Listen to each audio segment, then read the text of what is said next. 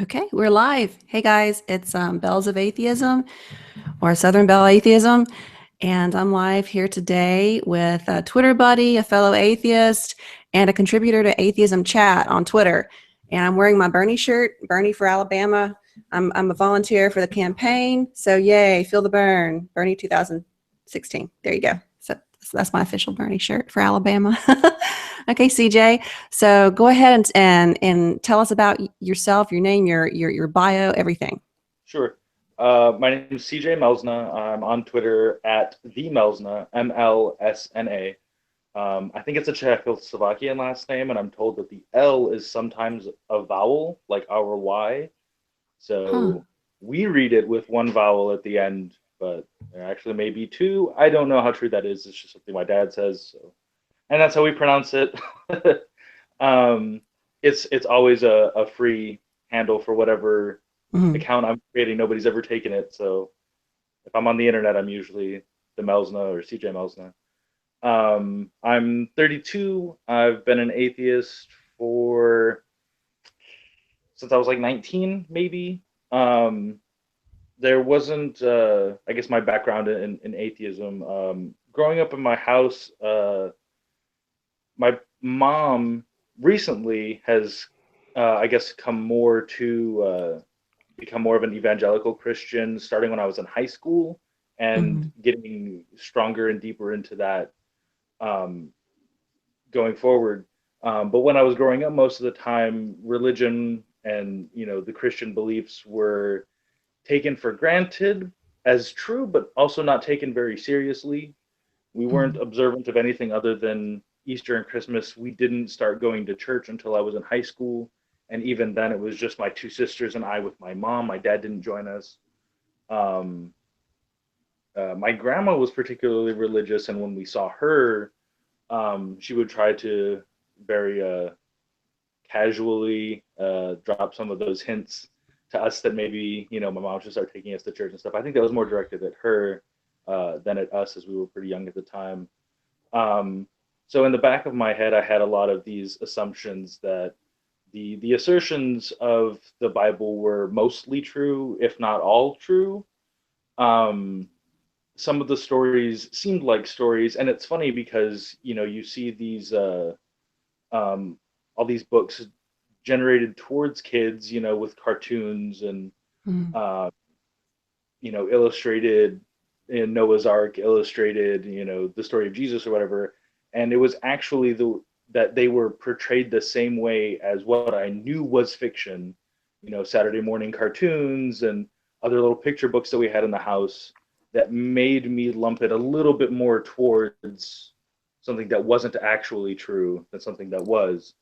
And also because we didn't discuss it a lot. So when I started going to school, it was always I was always trying to square that circle of Mhm. how this is what we know about history, this is what we know about science and geology and even literature and myth making and that kind of stuff. I was always trying to square these facts I was learning with what my assumptions were, and the more difficult that got, um, and this, I guess that kind of reached a tipping point at the same time as my mom started taking us to church when I was a freshman Mhm. in high school. Um, so those two things kind of worked together where I started to identify as Christian, but I also was doing more research on my own. I was, reading the Bible myself. I read it through, without skipping any of the begats or anything, lest I miss a clue. Genesis to Revelation 3 times. I was reading Proverbs. Like there's 30 chapters in Proverbs. There's 30 days in the month, so I was reading Proverbs every month for maybe 6, 7 months. So I read the Bible pretty cover to cover, and found that I really couldn't reconcile the thing. I was glossing over more of it than I was taking in. And very shortly after I moved out of my parents' house when I graduated high school, I started to identify as agnostic because I hadn't, learned enough about what the terms meant to know that I wasn't giving the complete answer to what my beliefs were. Um, and reading more about it. I think the first atheist author I read was Carl Sagan, and his books aren't even particularly about unbelief or flaws in dogma or flaws in scientific claims made in the Bible. It was just a very reasonable approach to what we know about the world, how we know it's true, how you can test it, the evolution of ideas, starting from sometimes, especially like in cosmology, um, exploring these claims about, where the stars are, how the earth is shaped and was formed and all this stuff, and how the more you set out to prove those claims, that every time it's been the case that you end up disproving them by finding out what's true. And then I think I probably jumped from Sagan right to Hitchens, who I think is kind of a little bit. Mm-hmm. I heard somebody describe like the way they interact with non-believers as being too hot or too cold. Like that speaker's too hot for me. He's too cold. And I think Carl Sagan. I don't want to say he's too cold, but he takes a very what's the word I want to look for? He's got a lot of tact. He chooses his words carefully. He's about what's true. He's not about feelings as much, kind of like Neil Tyson. Um, and Hitchens is very much, you hear him speak, you read his writings, and you know that he's very passionate about it, as he should be.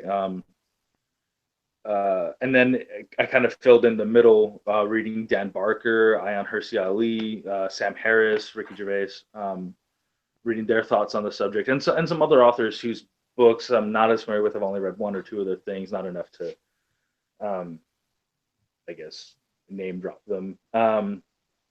And that kind of brings me to where I am now. It wasn't until, I guess, last year, maybe. Well, no, probably a little bit before that. I've had my Twitter account for a few years. For the longest time, I was more of a consumer of content than a generator of content, and I've been more engaged, this specifically in, I guess, atheist debates, and making sure that when I see something is misrepresented by somebody who doesn't know better, I'm not out to correct any of these big name apologists. It's not going to happen. I mean, that's their job. Even if they are convinced that their claims are true, I'm not going to be the one who shows them otherwise. I'll look through. I usually look through replies and comments on articles and stuff, and see where I can tell that somebody hasn't been exposed to, like you can tell you see somebody and they're having a discussion about what atheists do and what they believe, and who they are and whatever, and that they're not certain if they even know any atheists, Yeah, and if they exactly. like haven't spoken to them Mm-hmm. about it. Those are the kind of people I try to engage with, and I feel like I have a good rapport with that. I don't. I'm mostly in there to ask them questions. What information do you have? How did you get it? How true do you think that is? How likely is it that maybe this other thing is true? And correct them when I can provide a fact or a statistic. Most of the time, I don't go into a conversation with those things prepared. And as the conversation develops, just real quick, go over to Google, type in what's the answer to this question, and provide them with information that they could have gotten on their own if they were so inclined to find out. Yeah, and that's one thing about people who do tend to take things on faith. They're really not very good at researching, and I wonder like how much of the fact that they do that they take things completely on faith is that they've never been properly shown how to research or question or critical thinking skills that a lot of us either some people are just born more inherently critical or and skeptical, and then some people learn it in school. So I think that I definitely agree with you there that the ones who know that the information's out there, there's not a lot you're going to do to convince them. Right. I'm just hoping to, seed some of those doubts that maybe I had myself, or present them with something that conflicts with their beliefs. If they choose not to explore it, there's nothing I'm going to do. There's somebody's not going to accept evidence. What evidence will you give them to tell them they should accept evidence? Um, it's the same thing. If they're not going to question their beliefs at any point, then no conversation is going to change that. But Yeah. if I can at least, you know, uh, get them to buy into their own live and let live belief, um, when it comes to, well, I want to legislate my belief, Yeah. then it's, well, hey, there's reasons why that's not a good thing to do, because Yeah. there may be some point down the road where your view is not the most popular one, and your beliefs are being, I don't want to say legislated against, but somebody else's beliefs are being legislated on what you think is bad grounds. Or someone else's rights. And with their right to practice their belief ends when it starts infringing upon another person's inherent, innate human rights. Hmm. And they don't seem to understand that. That's one thing religious people don't get. They call it their religious freedom, but it's not Hmm. their freedom. It's not their right to get involved in anyone's lifestyle or healthcare or any of these other big decisions that are very private and personal and has nothing to do with them.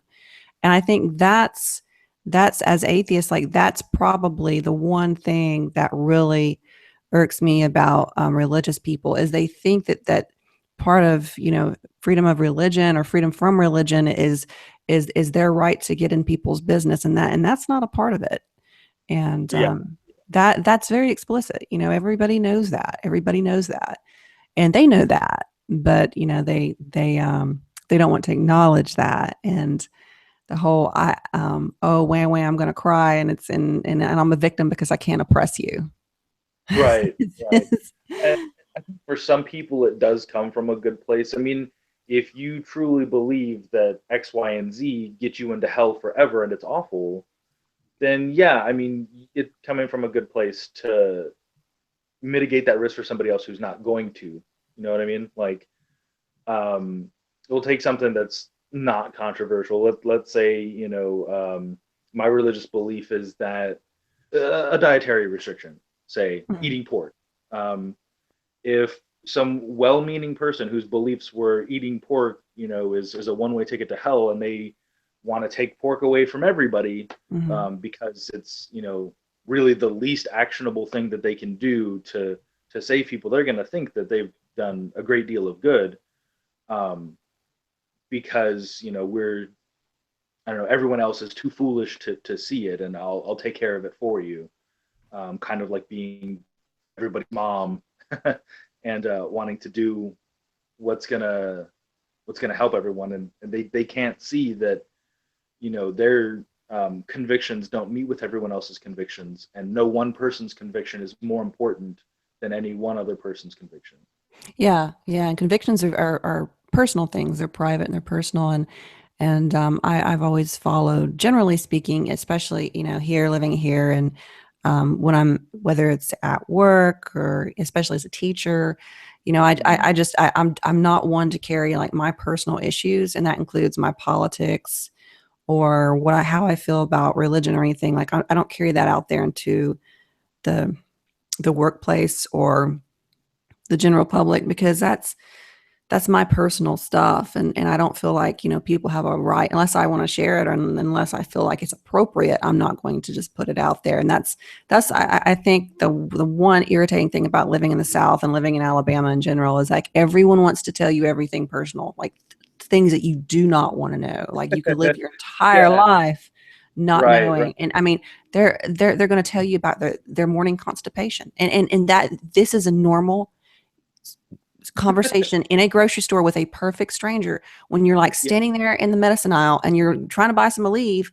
And I mean, people here are very friendly, but they tell you the weirdest shit. And you're like, I didn't need to know that.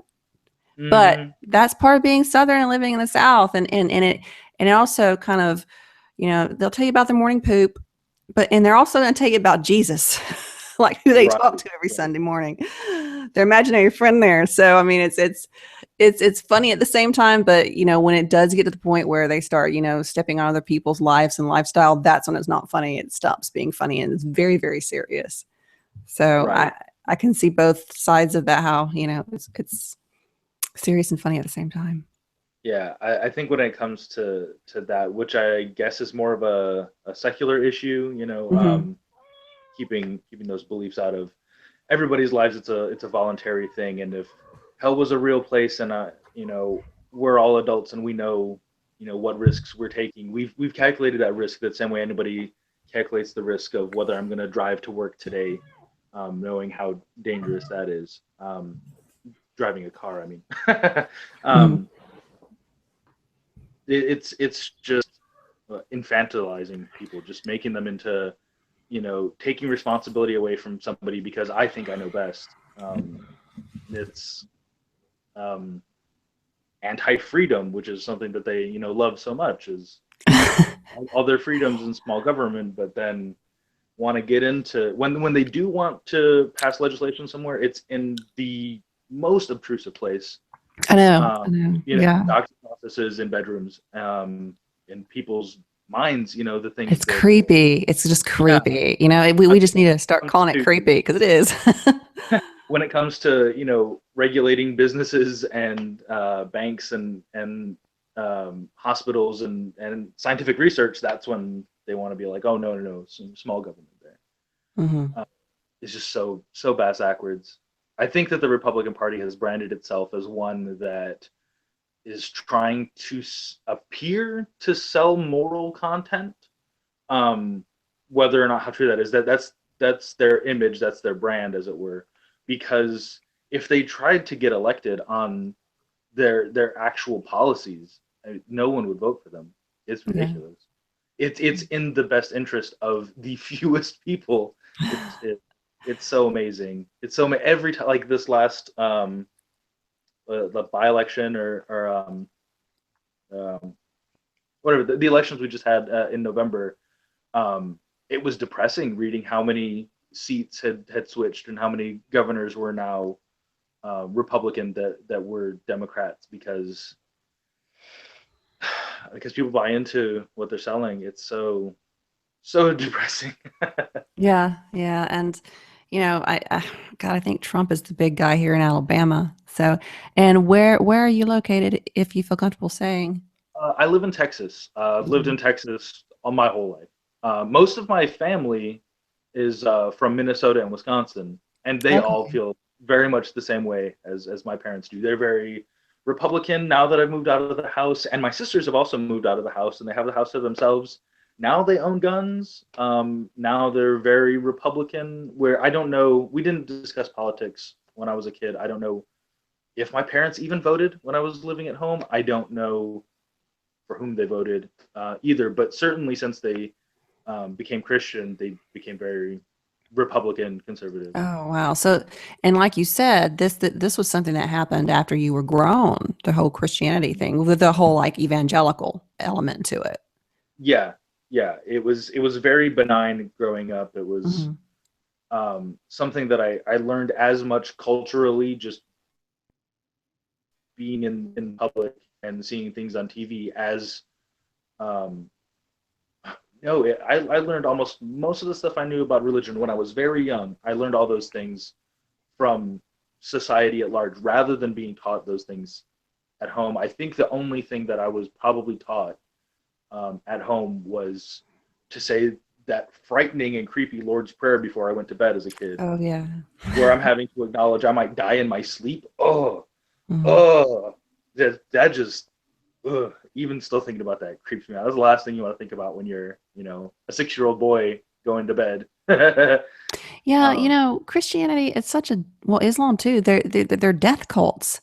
That nothing in those religion, or even you could go back to the core, like the very first religion of monotheism of that ilk mhm. would, Judaism. It's like they don't there's nothing about life in there, or about the preciousness of life. Yeah, It's all like a death cult. It's like, oh, we're looking forward to the end times, or we're looking forward to Messiah coming back, or getting all these virgins in heaven, and all this ridiculous nonsense that in the right. 21st century, any person who can reason should be able to know that that is not a thing. It's not true. So Yeah, Go ahead, finish your thought. It's just it's to me it's bizarre that people can really believe in this, and you've got to wonder, what is it? It has to be, and I think this is where religion goes hand in hand with culture. And like Sam Harris says, beliefs can make people do really bizarre things. Like, beliefs do affect a person's actions. You'll have someone who is completely sane, talking about any given issue, like he's against randomly killing people. But then if you Yeah. ask him if he's in regards to his religion, well, what about if God told you to do that? And the minute that you see them, that change start to happen, that's scary. Hmm. Yeah. I think for most adults, it's there's something that they're unsure about, and so what they do is they think through the situation, they come to the conclusion they want, but they still don't maybe have, you know, enough reason to justify it to themselves, or they still have some doubts about it, and so then they pray about it, and the decision that they were already leaning toward is the one that ends up being the one that God wants them to do as well. Fancy that. Um, but you also have to see, like, as a kid, I remember it was in one of my history classes in maybe fifth or sixth grade, and I don't even remember what it was we were talking about, because I started drifting off into this epiphany I was having, and it just became apparent to me, and I identified as a Christian after having this revelation, and it was obvious to me how religion was developed by people who were, um, I think I originally had phrased it in my mind as the religion was used by people who were not in a position of power in order to gain power and have, being able to dominate other people and groups of people. And then those people who, when they had power, were so stingy of it, they used it to control everyone else. And it's the perfect thing to say to somebody who's unhappy with the life they have now is, well, don't worry about it too much. It's temporary. You've only got a couple of decades on this planet, and then you've got, billion of years, to start heaven, and that's nothing, because eternity's forever.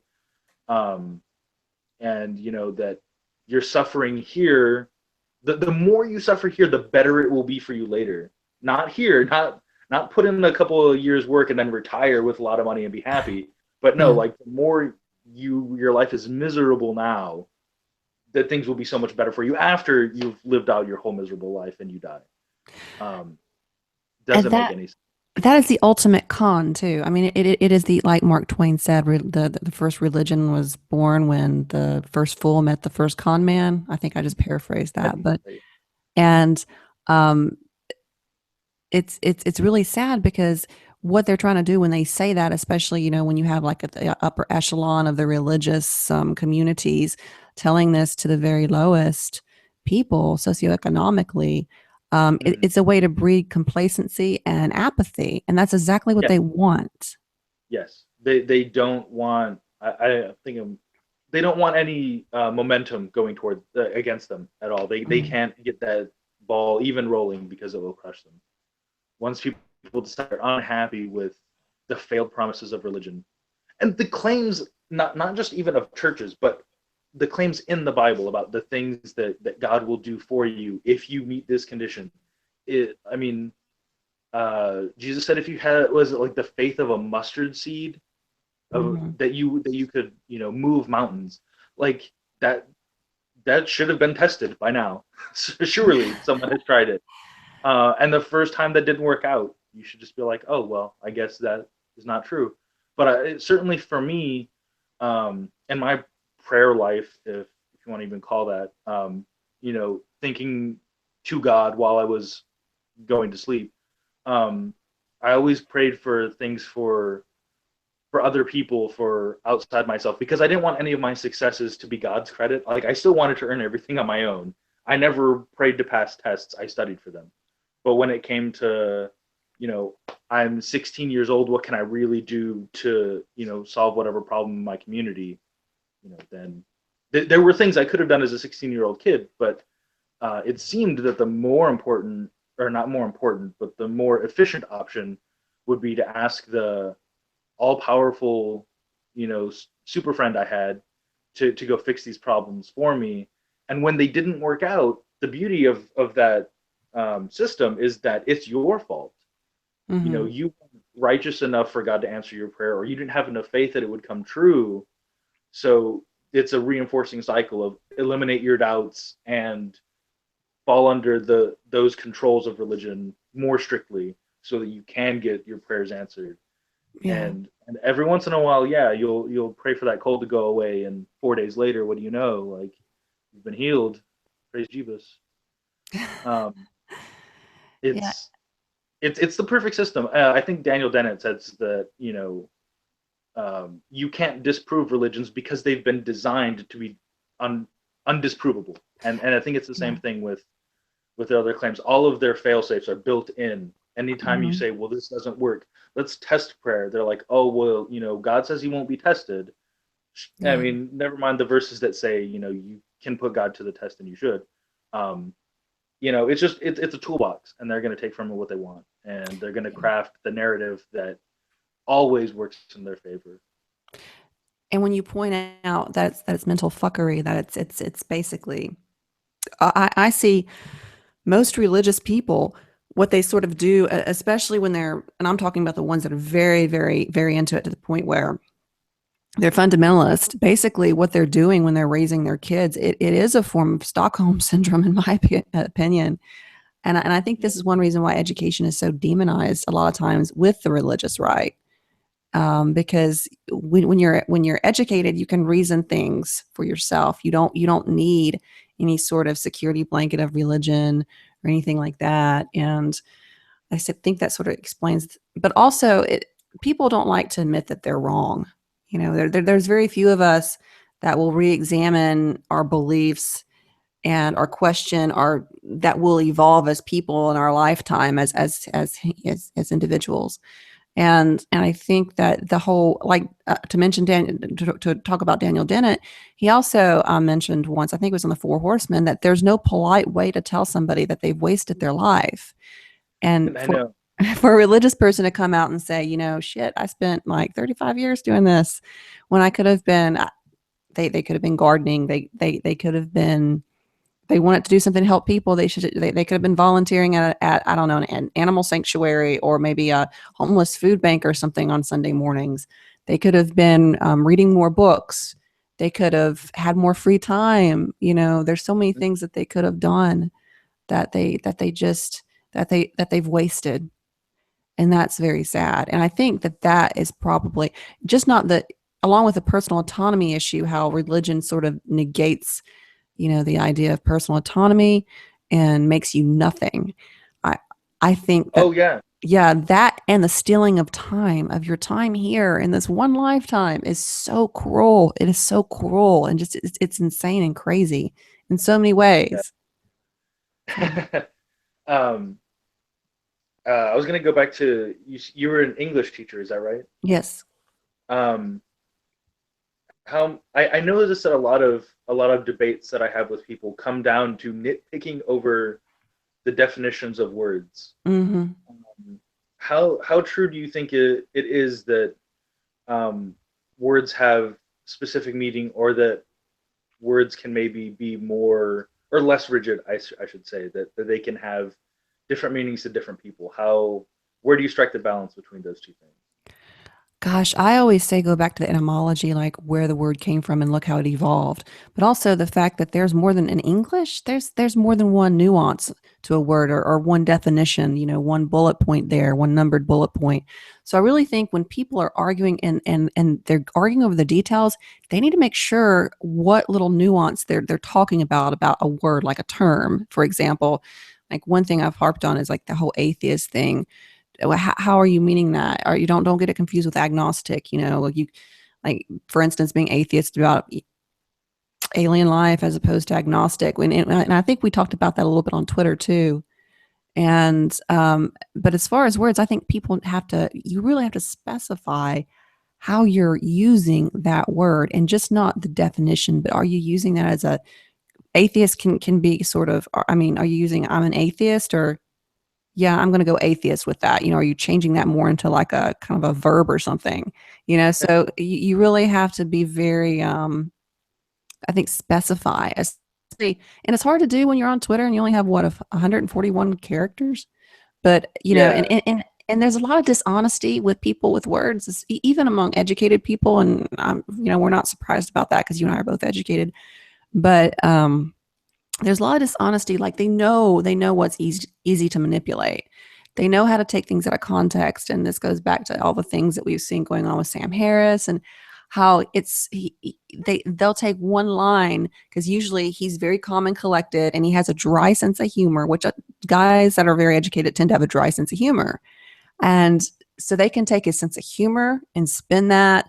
They can also take what he says out of context and spin that, and they'll take like one or two sentences and a long explanation because he is a philosopher and a neuroscience.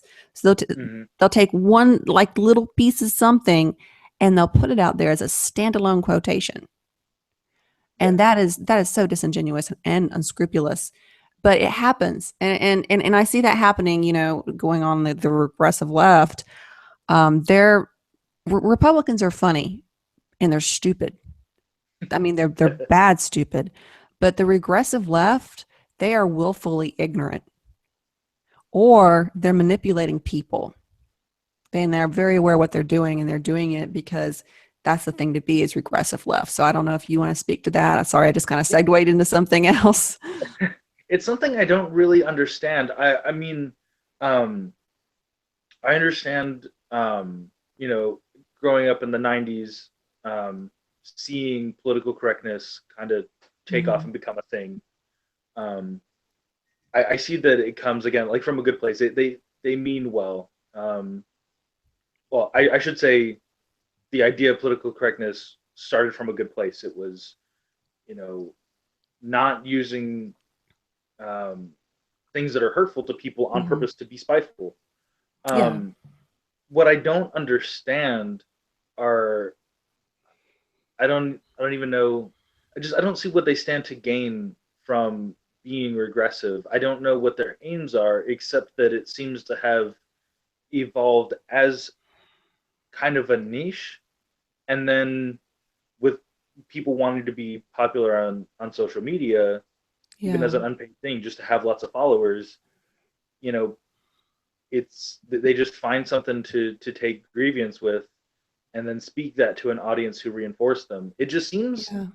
that the only thing to gain from it, from being regressive like that, is more about your own following than actually Mm-hmm. achieving anything. I don't really know. It just doesn't seem that it accomplishes anything. Some of the misconflations they're making and mischaracterizations and of it being disingenuous. I don't see what they seem think they're gonna gain from doing it. Um, so I, it's confusing to me. I haven't done the deep dive into that yet. I think that a lot of it is just from what I've been seeing. I think they're aggressive left and social justice warriors. I think they're basically the same thing. They're different branches of that same tree of political correctness that Mhm. like you said started in the 1990s primarily, and I remember that too because I was young back then too. And I think that the power that they get from either being like regressive left or social justice warriors is basically the power to either demonize people like Sam Harris because they can go after really, really strong, well-known intellectuals, and they can intellectually behead them. They can't literally do it, but they can do it, figuratively maybe, Yeah, and with some kind of faux sort of intellectual speak that whatever they're doing, whatever the regressive left, whatever words they want to twist and turn at the time, yeah, but also they're a hero to this whole social justice warrior phenomenon that we're seeing, and they're invading every movement. They've tried to hijack in so many ways, like the marriage equality thing. They've hijacked feminism. These are not good people, and a part of me thinks that they do it to be important and to seem like heroes. But at the same time, if you think about it, it's a really passive aggressive way to bully people. It is a way to bully people by saying, "Look at me, I'm such a good person." But it's also a coward's way to do something so-called positive.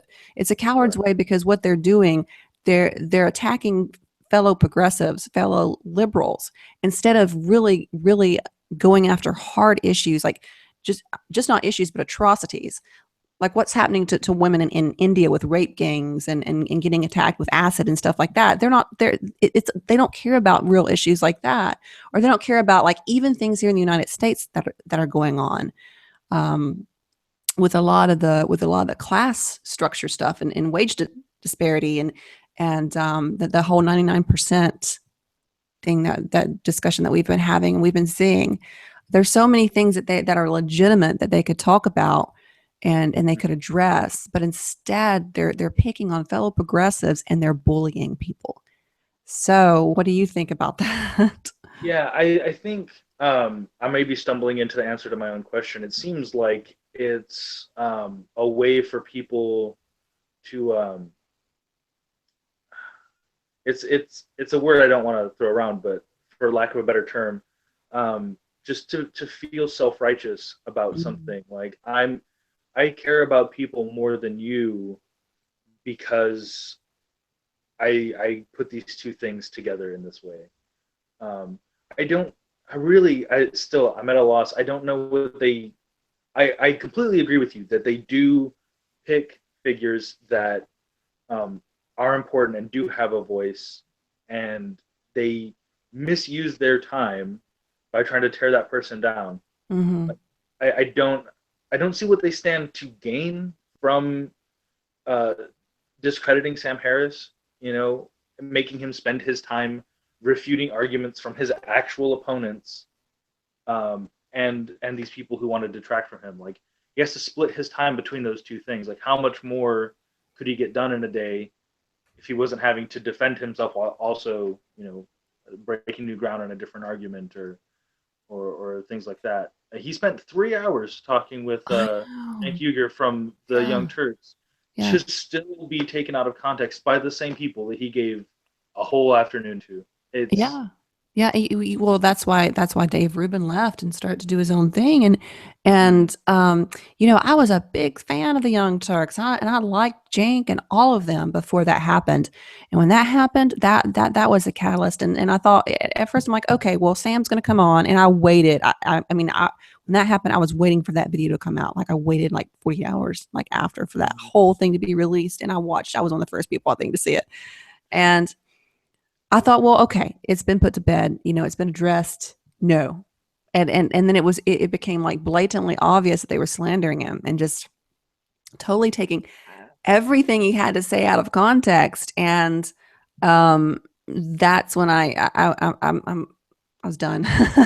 yeah, That and a couple other things that I saw the Young Turks say and do, that is just has been very unscrupulous, and um, it's very disappointing because I think I held them in high regard because they for a few years they were my alternative to the media, and I even rented the documentary, that Jink did and everything. I mean, I was a big supporter, and I even got friends in here watching it because Alabama, we don't have a lot of progressive media.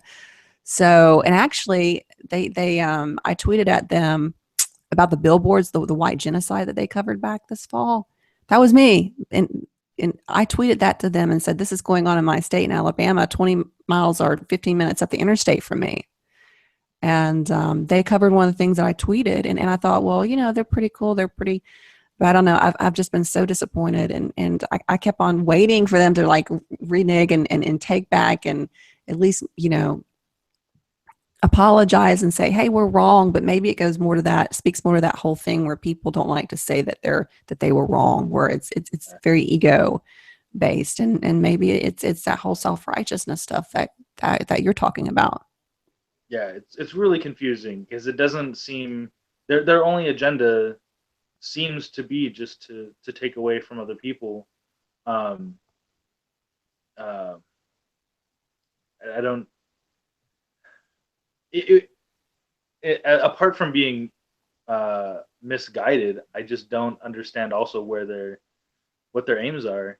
I don't like.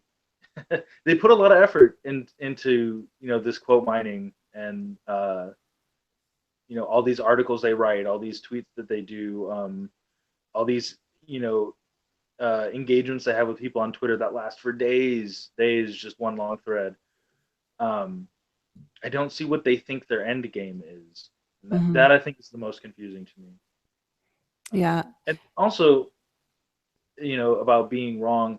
Um, I had seen on my Twitter feed a couple of months ago after Ted Cruz gave one of his talks at I don't know which Liberty University or wherever it was he was speaking. I don't remember, but shortly after that, a quote came out in an infographic or a little like meme or whatever, saying that there were no place for atheists in his America was the highlighted Mhm. portion of it.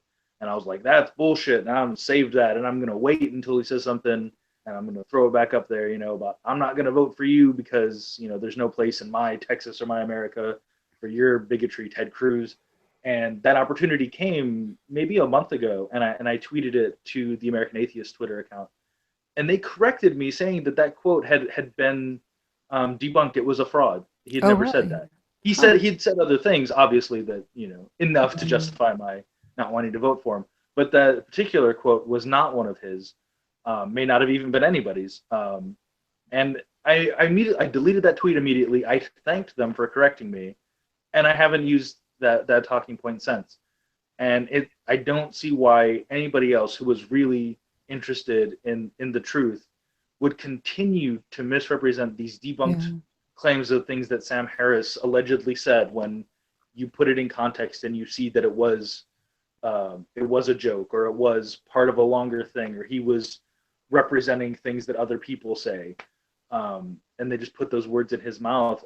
Um, once it comes to light that you've been fooled by somebody with an agenda, whatever that agenda happens to be, why you don't change your opinion after that is beyond me. Yeah, yeah, and I think they may think it's a weakness to say, "Hey, we were wrong," but I think it actually means that you're a pretty strong person to say, "Oh, good, I'm glad you told me that." It means that you have a lot of self-respect and you respect other people. Just the fact that you respect, I guess, education in general. So, and that's one thing that I've I'm always quick to say, "Okay, well, I stand corrected on that," Mm. Yeah, and which leads me there's to like, nothing, go ahead. I was gonna say that there's nothing wrong with being wrong, especially because that comes from you got bad information, Hmm. or you jumped to a conclusion before you had all the facts in, or you were given something that was a fact, but it wasn't put in a wider context. Yeah. And so you can say, X is true, and it may be the case that X is true, but X is a bigger or smaller issue than you thought compared to things as a whole. When you don't change your opinion after that, it's unscientific. For Yeah. people on the left who appreciate science and would probably, in the same breath, say how great the scientific method is, and also that Sam Harris thinks that we should do a nuclear first strike. Like once those things have been, you can't. Those two things are not reconcilable. Like if you're wrong about something and they show you that you're wrong, then you need to change your opinion.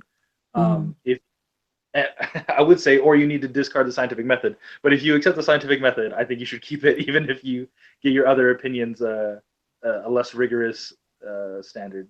Yeah. Um, but they just don't seem compatible, and to see that dissonance in the same mind is Oh striking. yeah. Oh yeah. And it kind of goes back, this is where they're a lot like what we were talking about, the religious right or the religious extremism that we see in our own country, that I can't be wrong. I'm gonna deny the fact that I was ever wrong. That whole thing about never wanting to admit you were wrong. So Mm. Yeah, see, and my strategy is I admit that I may be wrong before I make my statement. And if I'm proven that's wrong, smart. Yeah. then I haven't put my foot in my mouth. Um, I don't know. I just no, I don't want to be wrong any more than anybody else. Like I would. The worst thing that anybody could call me was a liar. If somebody called me a liar, that would get my blood to boil more than any other word they could throw Yeah. my way. Um, and so if I say something that is wrong, I want to be corrected right away so I don't embarrass myself in front of more people. And I will absolutely change my opinion to reflect what the big picture actually is. Yeah. And that's one thing that, when my husband, when he's a physicist. So when we go to, these conferences, science conferences. That's one thing that, for the most part, I mean, I think that, scientists are very cognizant of who's the expert in what field. And if they're asked a question outside their field, they'll usually say, "Well, I'm not the expert of that. I'm going to defer to so and so over here." Hmm. And it would be nice if that could kind of carry over into the rest of life.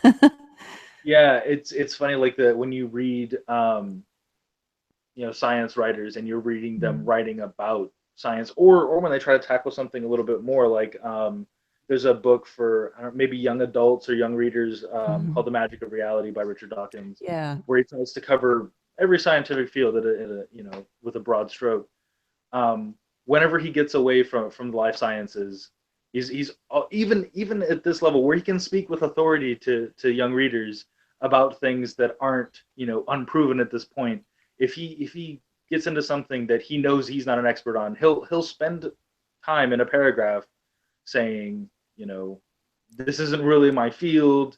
You can look into these other things. I could be wrong about this, when he's Mm. absolutely not wrong about whatever it is he's putting in his book. It's and then when we read more specifically, even like right now at work, I'm reading two books at a time. I read my trash science fiction novels here, and then I take all my intellectual stuff to work and I read them on my lunch break. I'm reading The Blind Watchmaker work, and there will be like a whole paragraph where he goes over all the different competing theories and the holes in my own argument and all of this stuff. It would be interesting to read it again because it came out I think in the early 80s. It would be interesting to see what things have changed since when he wrote it, but he's hedging his bets in his book, and he dedicates multiple lines of text, multiple paragraphs throughout the whole book, um, Mm. just saying, I could be wrong about this. I acknowledge that, and you should, Yeah. investigate these claims if you think that it needs to. I think that's the hallmark of intellectual honesty, right there, is to say, this is the best I could do with what I had.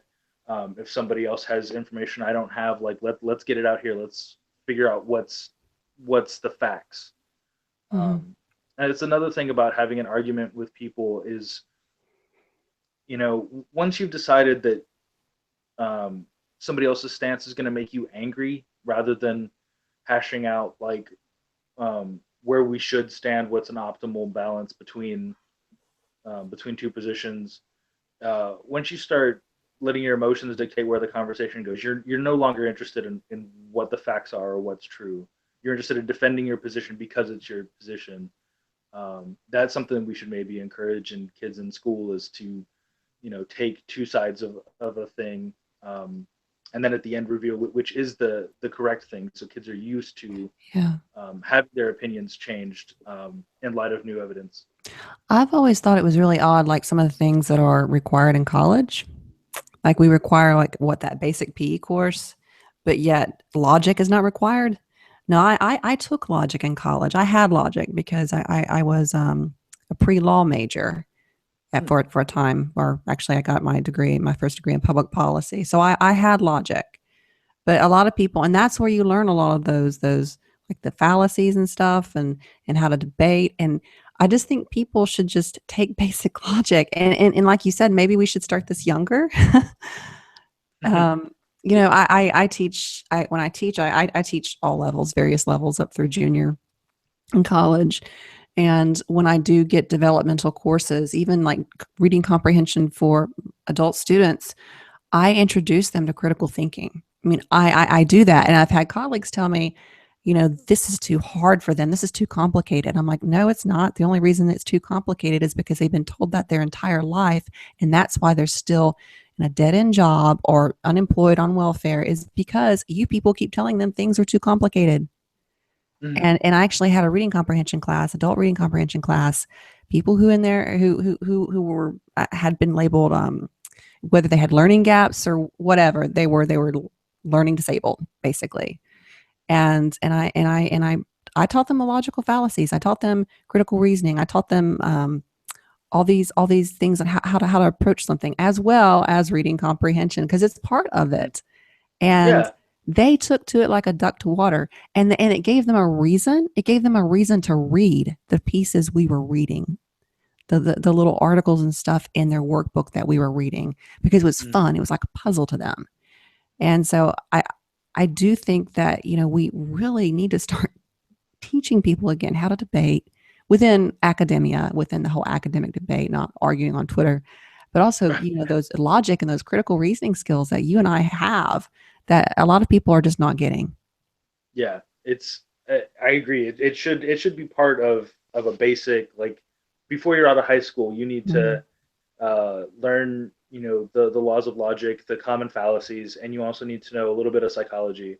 It was not Mm-hmm. offered at my high school, but I know that some do offer it.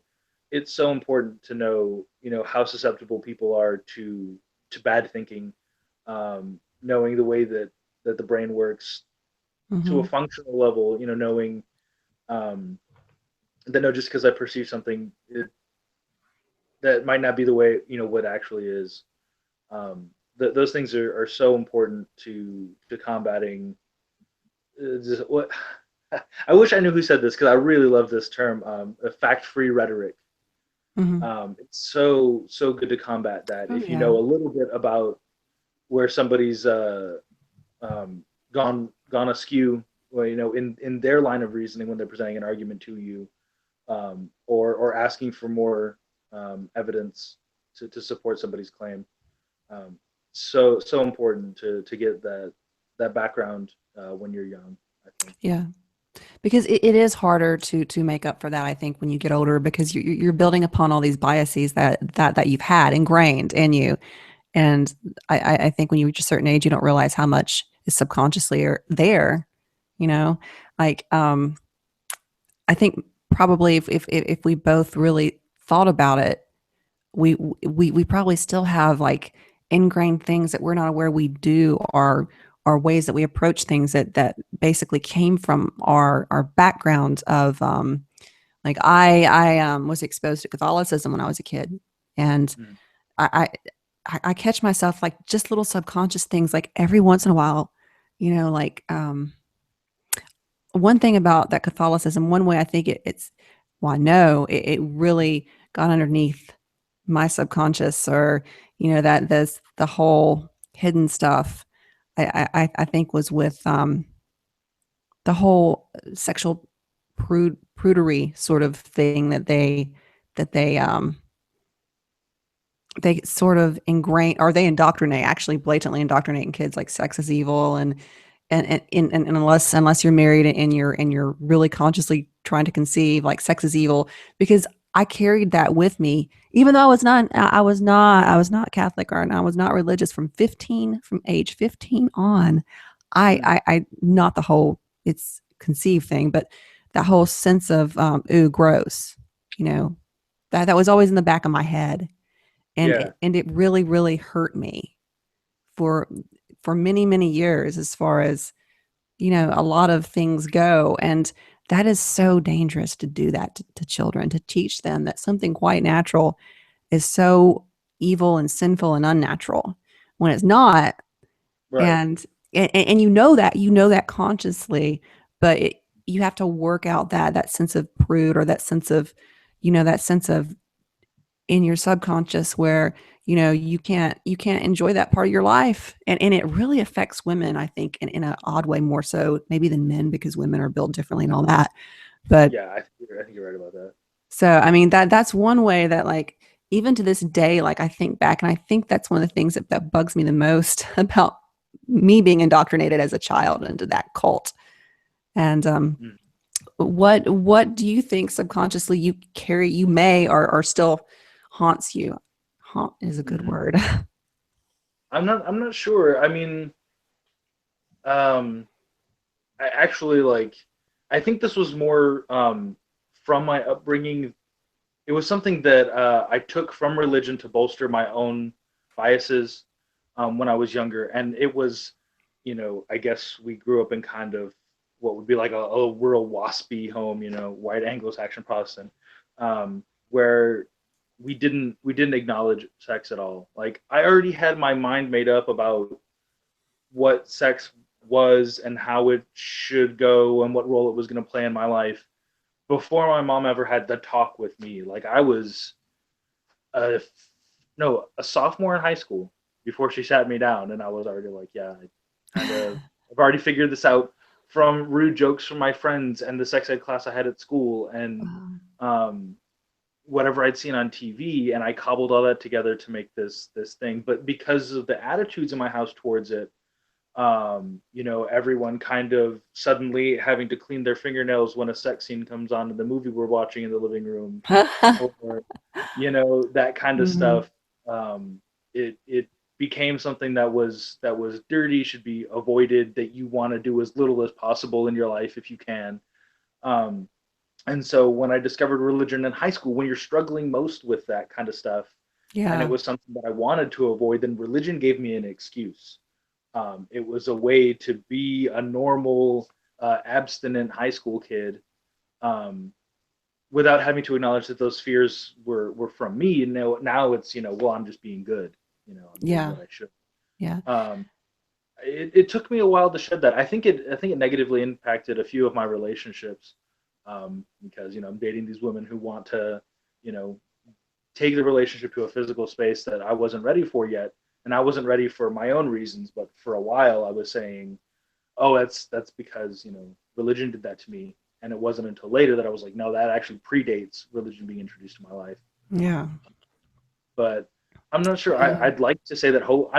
Like you. There are probably biases I'm not aware of. Like you said, um, I try to identify them as I come across them, and I try to see if those biases are justified or helpful, or if there's something that I need to unlearn or get away from. Yeah, I think that, talking about this specific topic, like you were saying, it hindered you in your relationships. It messed me up so bad, this belief that I actually had to get married the first time before I ever like allowed myself to do that. And that was a whole other area of mistakes because of that one thing ingrained in me. And like I fell into a very bad situation, very bad marriage because of that. And that's because I thought it's even though I was not religious, I was not a Catholic, I still had that this is nasty outside of marriage, outside of a constrained sort of box that it's been put Mm-hmm.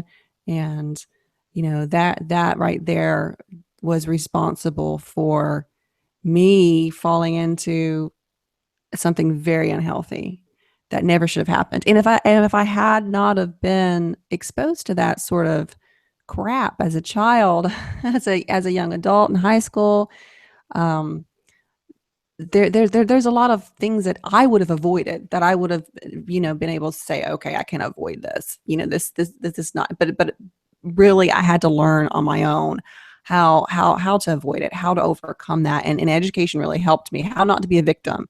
Because you don't want to sit there and wallow in victimhood, and how to go on with your life. And I think that that's going back to what we were talking about education and critical thinking, and the fact that I always pursued my degrees. I think that is really what saved me in a lot of regards. And the, so there is a huge difference between indoctrination, like they do in parochial schools, and even some public schools here below the Mason-Dixon line, and true Yeah, education. Those are two different things. And I remember, like, when my mom told me I had kids that had been talking, I'd heard kids talking about on the playground, and I didn't believe I think I lost you. them. Can you There. hear me now? Okay, Yeah, cool. Yeah, so I went home and I asked my mom after the kids were talking about on the playground. I basically said, is this true? Like what is it? And she basically screamed it at me. She was so angry. She's like, "Bah, bah, bah, bah." yeah. It's one of those things that she was like embarrassed to have a Yes. conversation with you.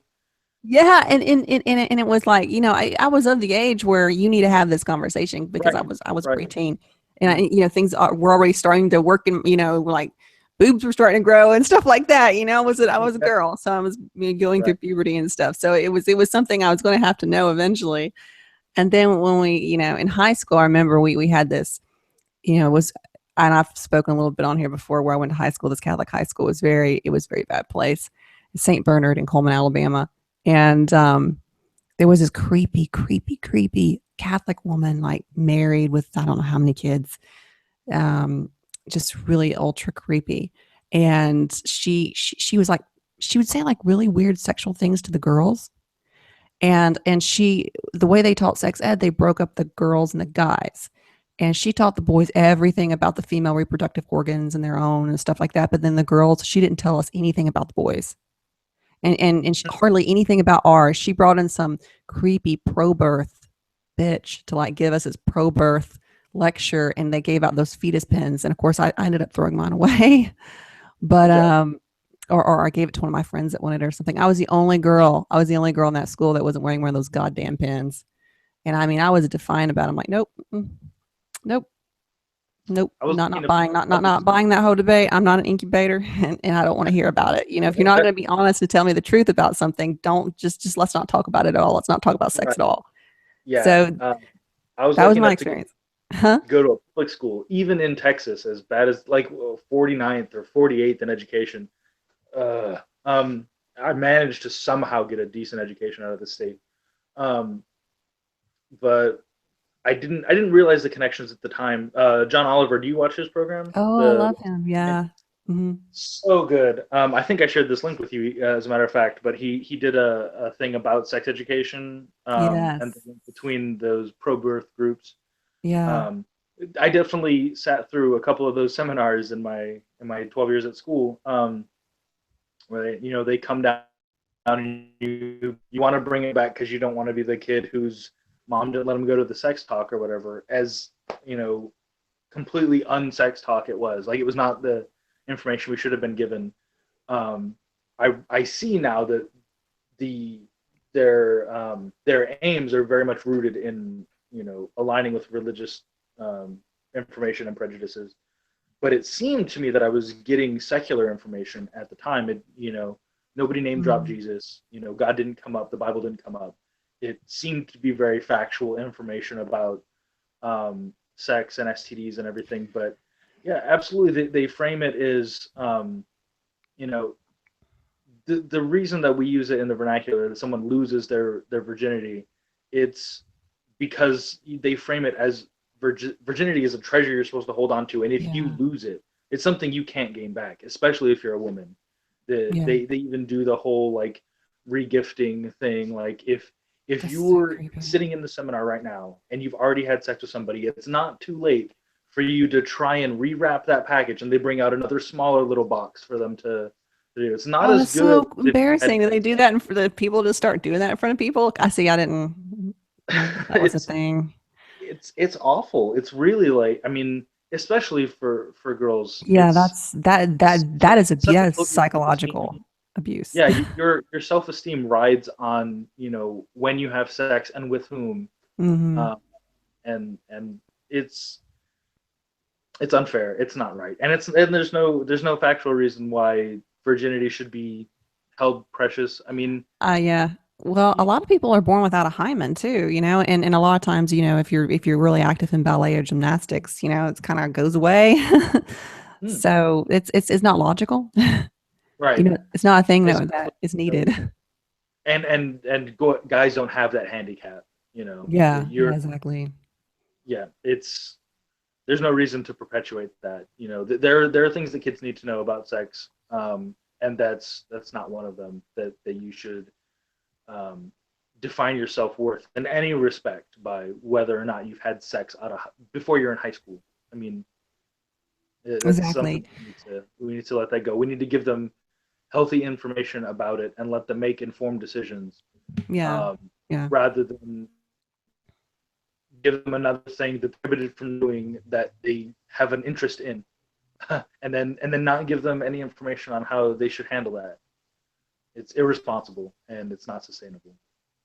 Yeah, and it just so you just gave an example of like a supposed secular program, sex ed program that wasn't secular at all, because again, it's that's their way of doing it. It's that whole passive aggressiveness. They'll just leave out the obvious religious stuff and just imbue the whole program, or sort of infuse it with their philosophy without mentioning Jesus or anything religious. So they pass Yeah, that on to kids in public schools here in the South as being legitimate. Like that's that they're legitimate facts, and they're not. when they have those whole, pro-birth discussions and stuff like that, and they don't mention anything. I know in the state of Mississippi, one state over from us, um, Mhm. it's against the law for a sex ed teacher to mention like condoms or birth control or anything like that. That's So ridiculous. yeah, it's you just it's this thing where, you know, it's really bad here in the South, and I don't think people in other areas of the country, well, maybe they do realize, and I think more the international people realize that how backwards and how second world the South is, more so than even fellow Americans. Yeah. So, but yeah, it's just the whole weird thing about for girls, it's just like you said, it's a completely it's just it's gross, and one thing I want to point out, and who was it? Were they male or female? The people who gave these sex ed classes to you guys? Do you remember?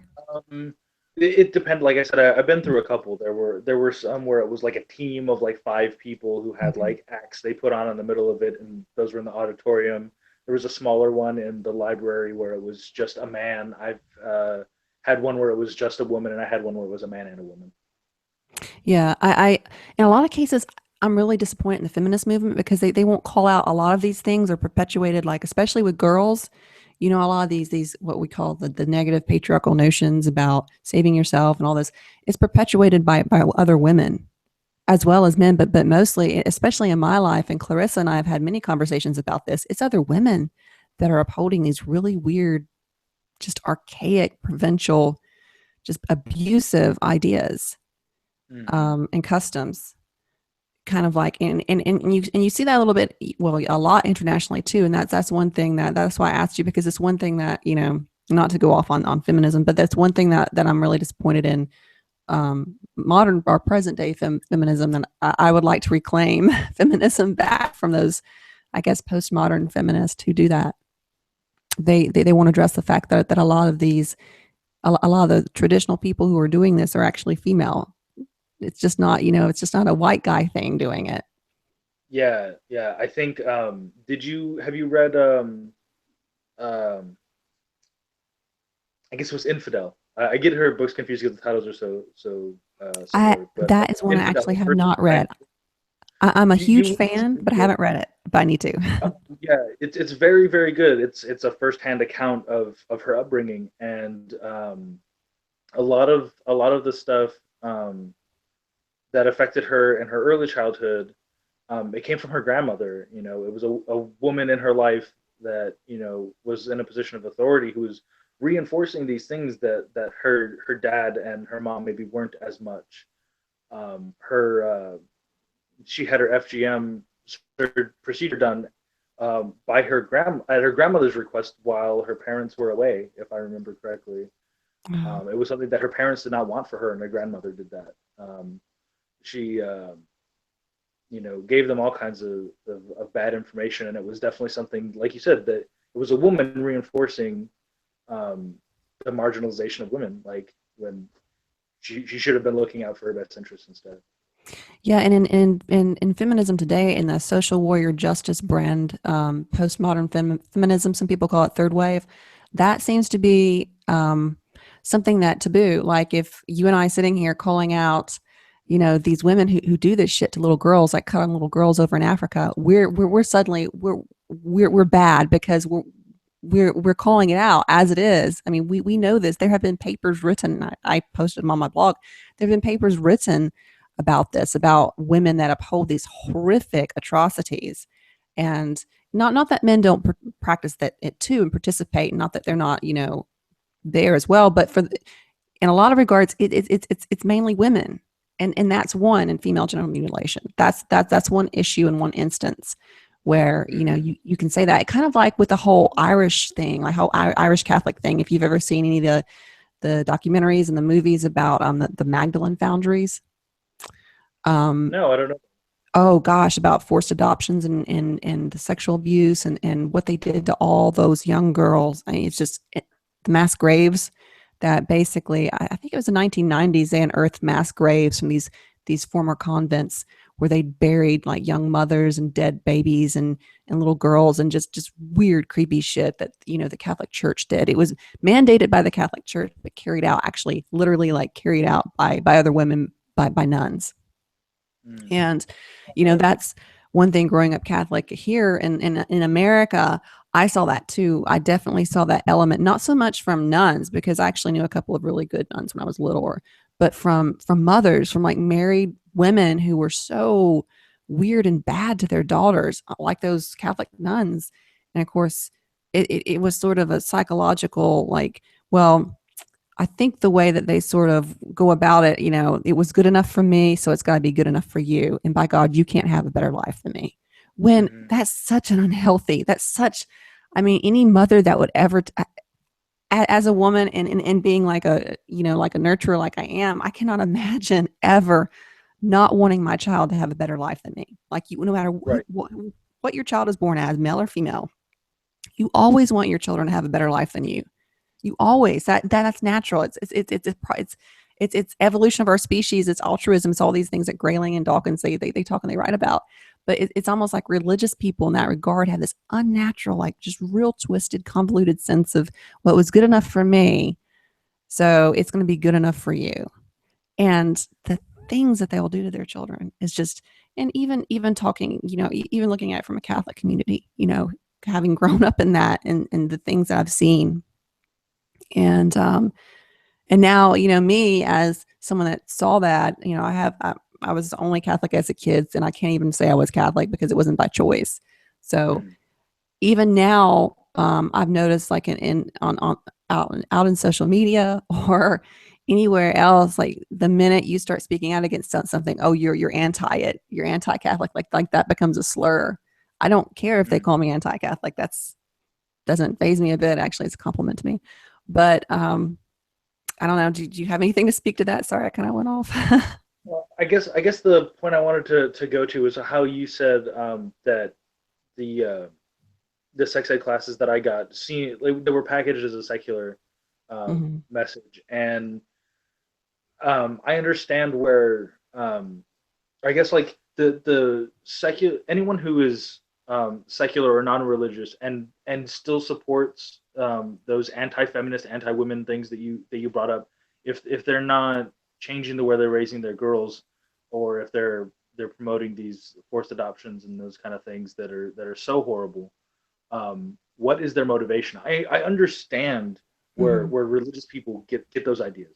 They're supposed, the greatest things, the wisest people who ever lived, according to these faiths, lived, 2,000, 4,000, 1,400 years ago, and we should stay as close to the lives that they lived Yeah. if we want to emulate, the piety, the righteousness that they had.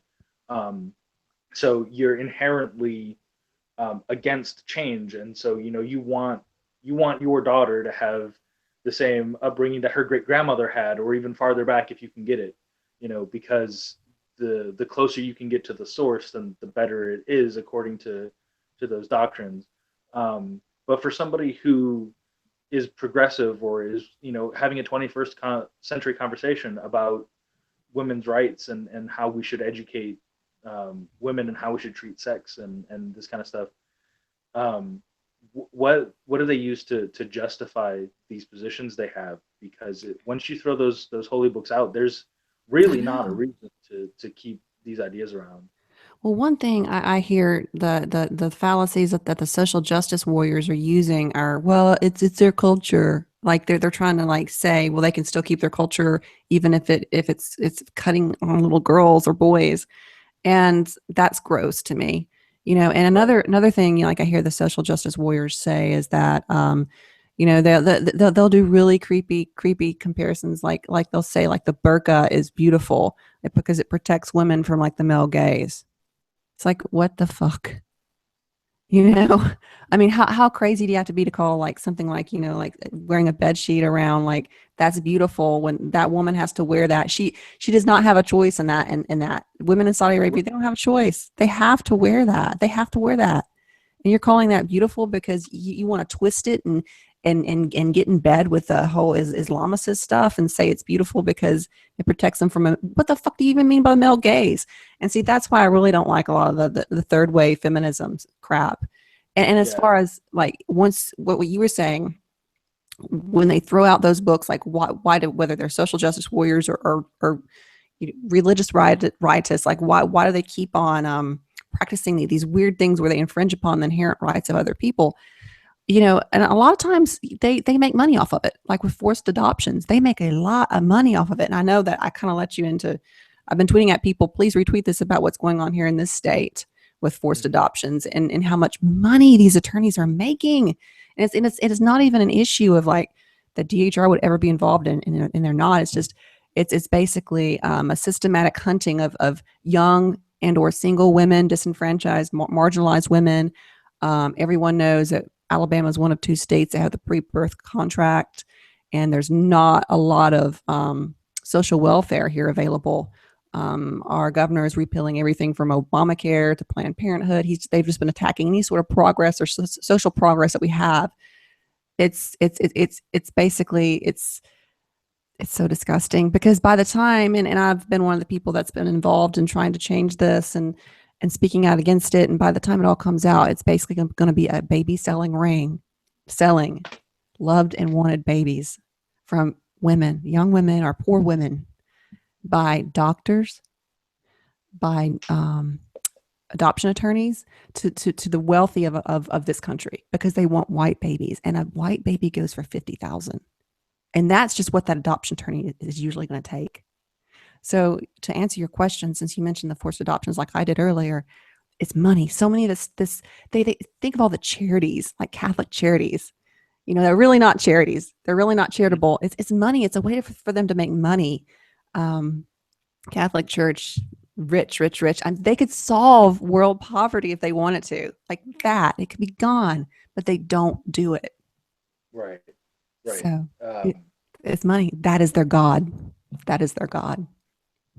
And they will sell a It's certainly the baby. motivator. Actually. Huh? I said it's certainly their motivator. Yeah. Yeah. Yeah, exactly. So, Um, well, you were saying that they were using culture instead of doctrine to justify some of this stuff, yeah, like the a lot the, of the time. burqa and FGM. Hmm. Um, if if the burqa could be, or if any of those things could be separated from the texts that outline their use, and it was legitimately a cultural thing, um, it can't be culture if it's compulsory. I Hmm. don't think Yeah, it's I agree. you know, compulsory burqa. If anyone wants to wear, whatever anybody wants to wear, I'm not the fashion police. Anyone can wear whatever they Hmm. want to wear as long as, I guess I kind of the whole, well, you can't wear a mask in a bank. Why can you wear a burqa that covers your face? That Hmm. kind of thing. Like, I see both sides of that a little bit. I think when you take away the punishment for unveiling, then yeah, you can still wear the burqa. You take that off when it's a security thing, and then put it back on when you go outside. If that's something that does make you more comfortable, or you buy into the narratives that's being sold about it being empowering or beautiful. If that's really how you want to conduct yourself, not even just all the time, but you know what, like today, I feel like wearing this out. Fine, it's Hmm. I would fight just as strongly against compulsory bikini uh, laws for women. Yeah. Like Yeah. if I had to wear any specific thing, like people need to have choice in how they conduct themselves. No one should have to feel Hmm. uncomfortable in their own skin, and it's hard enough just in a society where you feel one way about your body and you want you know to look like somebody else you see. Or that's hard enough, and when you compound that with now you also have to follow all of these rules, Hmm. um, it, then it's not about freedom and it's not about culture. It's about control. Um, Yeah. so yeah, any compulsory clothing is doesn't have a place in a free society. Yeah. Um, Completely agree. Completely agree. And yeah, and I'm amazed.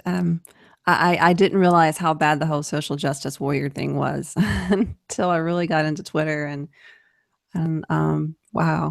because I teach. I don't teach at a big university. I actually teach at a community college. So I'm a community college teacher. So we don't. And that's here in Alabama. I don't see firsthand. I've been to universities, and I definitely saw it in grad school. I definitely was on their shit list in grad school. But that was back in 2007, before the term I think was really coined. So, but that is a good. It's a good term. And on that note, what do you? But before we go, there's a Cthulhu on your shelf. Yep. I'm a huge Lovecraft fan. In fact, that I named my short stories Lovecraft's Daughter. So that's cool. Oh, Yeah. okay. I'd seen that. Or I guess in some of your tweets. Yeah, that's right. That's right. Yeah, I think it was last October. I read the complete works of H.P. Lovecraft, and not too long after that, I picked up this little guy. That was one of the first gifts I gave my husband. Was he'd never read any Lovecraft. I'm like, you haven't read Lovecraft and you like sci-fi? I'm like, you've got to read Lovecraft. I actually Oh gave him yeah, like this it's so big, good. I yeah, just love the mood. yeah. I gave him a big collection of like Lovecraft stories, like the whole thing, and he loved it. And I was like, okay, cool. But yeah, I'm a big I'm a sci-fi person, but I'm very picky about my sci-fi. And I know Mm. you're into sci-fi too, because I think we've tweeted a little bit about this. So Yeah, I think we were talking more about Lord of the Rings and yeah, stuff like that. Yeah, like sci-fi different fantasy. any genre we could think of that had pointed-eared characters in it. Yeah. So Yeah, good and stuff. and it's weird. It's like ever since I have a weird ear fetish for like pointed ears, and it's always been a thing. It's just and I don't know if it's because my favorite animals like cats and rabbits have always had pointed ears. I don't know if it's because I grew up as a child watching Spock on Star Trek, and I thought he was so dreamy. Like I was going to grow up and marry Spock or something. Either that or he was going to be my dad, which sounds really messed up. So yeah, so I was always and then I really got into like the whole like Vulcan Romulan mytho thing. Like I was really into like the whole and I've read all those books like about the Romulan way and all those old books written before I was born, about the whole like Romulan Vulcan thing. And I don't know if you've read any of those, but they're pretty good. No, I haven't. Like I said, I was telling you, I only got into Star Trek earlier this year, or I guess, yeah, maybe around Thanksgiving last year. Was when I first Oh. started watching the old original series was Mm. streaming on Netflix, and my girlfriend's like, "Oh, I grew up watching this kind of because it came on late at night when she was a kid, and Mm. the when she heard the opening theme, it was like lullaby music. She'd go to bed." But she remembered some of the episodes. She's like, "Oh, these are the good ones. These are the good ones." And so we Yeah. skipped through and Yeah. watched all of the good episodes according to her, Uh, and then went back and filled in some of the gaps. So yeah. I watched those and the two new movies, and then I think we watched one of the other original movies. Oh no, we watched two of them. We watched Oh, yeah. Wrath of Khan, and we watched the one where they save the whales, four, I guess. Oh yeah, four. Yeah. See, and So yeah. yeah, that's really my Star Trek experience. I like that the world of Star Trek is definitely unique. Like Yeah. it's the first example I can think of where the United States or you know it wasn't different nations were the players. It was like you know the world, the planet Earth, Yeah. and Yeah. these allied planets that and it was definitely a change that I noticed right away. Even though I thought it was funny that you have all the stereotypes. You still have the Scottish guy with the Scottish accent. Even though Yeah. presumably it seems like they're saying, well, Scotland's not really a thing anymore. Um, it was funny seeing the blending of those two things. But the thing that I liked is I treated them like Twilight Zone episodes. It was each one was a morality tale. There was some dilemma that existed because of a certain technology or a certain race or a certain ideology that or a culture that they had to reconcile their prime directive with that to get in and solve somebody's problem in an ethical way, solve these moral dilemmas while it was just a vehicle for telling different tales like that. um, Especially when you get into the ones where um, something more akin to time travel is being used, like when they go Yeah. to the Wild West or whatever in that one episode. Um, Mhm. it seems like a Twilight Zone, but they crafted a narrative that linked each episode together, which I really liked. Because I love the Twilight Zone as well. Yeah. That was what struck me about it. I also was familiar with Doctor Who as a kid too. So Yeah, I didn't even get into Doctor Who until the same time, and really, the old series are so laughably I know, so campy and stuff. it's Yeah, more ridiculous. It's everything I like about Star Trek as well, but yeah, man, the effects on that show, it's like spray painted bubble wrap for yeah, a worm creature with a man inside that you can see. yeah. Um, it's quaint, but I also really liked it as well. I'm not a Whovian. I'm not a Trekkian either. I don't put my allegiance to any of those fandoms, but I do appreciate what I've seen of all of them. Again, like I think I only saw Harry Potter 2 years ago, so Okay. yeah, Well, I never I got won't into the say Harry anything Potter bad. world. I don't know why I never got into the Harry Potter thing. I like for my science fiction or any world like that, like a video game world too. Like anytime there's a world that has depth, that has lore, um, and has specific rules, so that you can do that thing that comic book nerds do, and who would win in a fight between, okay, well, so and so's powers are based in this, and they work this way. These are the properties of them, and this is somebody else, and their things adhere to this property or not, and you can compare them. I think the more well defined one world is, the more likely I've started to get the books for, and I haven't read them yet. Is the Dune series. I Okay. understand it's a big one, but I also want to read Dune. James Herbert, I think it was. Um, Hmm. Yeah, I never got into Dune either. I always liked more the uplifting things because I guess I just never wanted to think about a dystopia when I was oh, younger. So I was always into yeah, and I'm still a Trekkie. I mean, I have some issues with what they're doing with the franchise now, but they're supposed to be really coming out with a new Star Trek show next year. CBS is yes. doing it. Hmm. So that's going to be interesting. I'm like, I'm so tired of all this Klingon crap. Okay, can't we talk about another race other than Klingons? Like, I want to see them do something with the whole like Romulan thing because they've kind of messed up. They're like, what was that crap about like totally annihilating or killing off the Romulan Empire? I'm like, what the fuck? Didn't they do that like in the first movie? Yeah, yeah, it was the first Star Trek, the new one, the new franchise. So Mm. I'm like, and then they destroyed Vulcan.